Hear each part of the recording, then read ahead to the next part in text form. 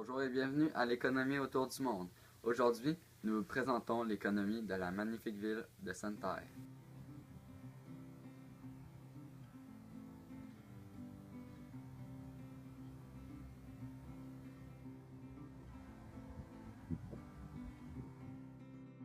La ville de Sainte-Terre a été fondée en 1919, mais les premiers colons à venir s'établir sur son territoire sont arrivés en 1912, et ce, grâce à la voie ferrée.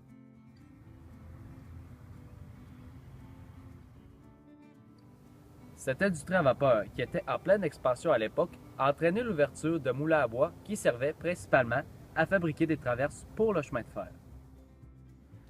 Elle a aussi entraîné l'ouverture d'une importante industrie de pêche commerciale qui comptait 200 bateaux et que ses produits étaient exportés même aux États-Unis.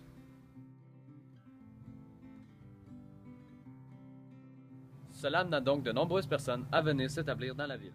Par la suite, en 1927, une usine d'entretien de locomotives fut construite. Mais le nombre d'employés que cela exigeait était minime à comparer tout le personnel que la communication entre les gares demandait. C'est alors en 1957 que la transition entre le diesel et la vapeur s'effectua et qu'une modernisation de l'usine réussit à donner 150 emplois. Une autre industrie qui a été et qui est encore prospère se trouve à être celle de la foresterie.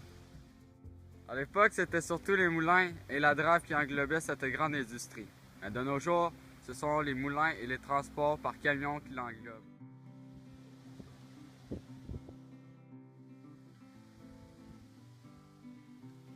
Le moulin de Thibodaux-Tousignan fut le premier à être construit.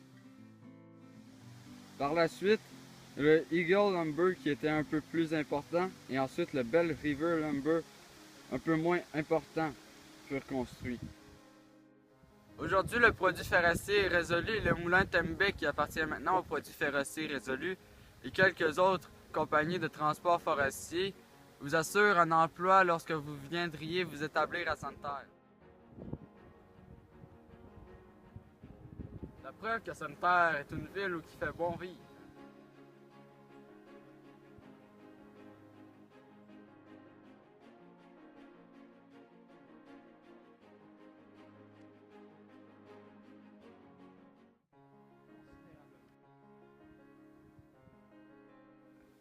Sainte-Terre, jadis, n'était pas qu'une ville forestière, elle était aussi une ville militaire. C'est alors, en 1950, que la base militaire de Sainte-Terre a été construite pour la guerre froide. Cette base de radar habitait plus de 300 personnes et était autosuffisante. Il y avait même une église et une école.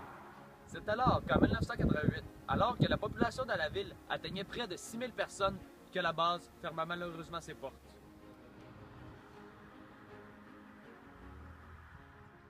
Et par la suite, en 1990, à cause de la technologie, l'atelier d'entretien du Canadien national ferma ses portes à son tour. La population diminua donc considérablement, mais ça ne veut pas dire que ce n'est pas une bonne place où il fait bon vivre. De nos jours, la ville de Sainte-Terre est beaucoup plus tranquille. La qualité de vie et la tranquillité d'esprit qu'elle vous offre vous satisfera à coup sûr. De plus, une foule d'emplois sont offerts et faciles d'accès. Sainte-Terre devrait donc figurer sur votre liste de villes où vous voudriez emménager.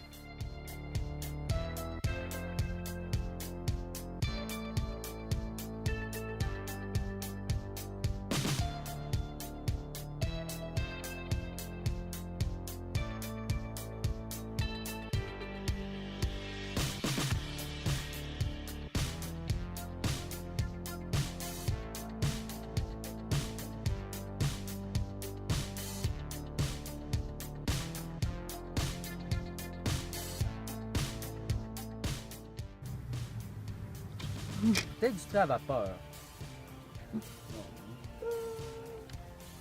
Pourquoi je veux juste dire cette industrie à vapeur? Prise 2, Thomas est déjà désespéré.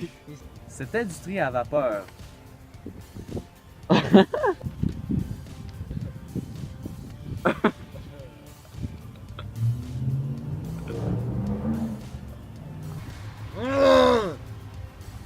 Comparer tout le personnel.